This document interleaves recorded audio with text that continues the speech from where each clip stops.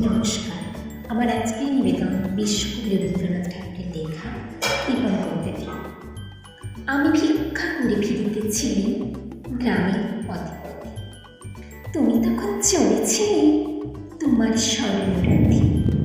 অপর এক স্বপ্ন সহ লাগতেছিল চোখে মোহ।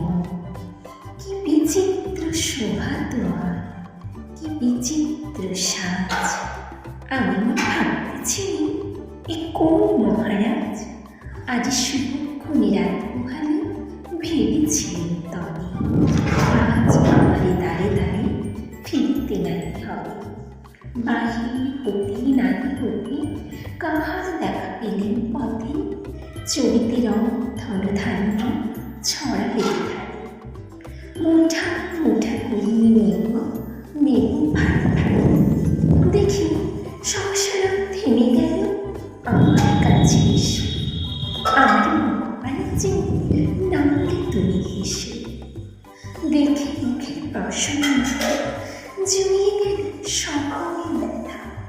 হেনকালে কিসের লাগি তুমি সমস্যা, আমায় কিছু দাও বলে বাড়িয়ে দিবে হাত। মরি একই কথা রাজাধিরাজ, ওই থাকো কিছু শুনে ঘন কালির তরে রই মাথা রয়েছে। তোমার কি বা অভাব আছে ভিখারি ভিক্ষুকের কাছে, এ কেবল কৌতুকের বংশে আমায় প্রবঞ্চনা। ঝুড়ি হতে দিলেন তুলে একটি ছোট কলা, যবে পাত্রখানি ঘরে চাল করি এ কি ভিক্ষা মাঝে একটি ছোট সোনার কলা দেখি।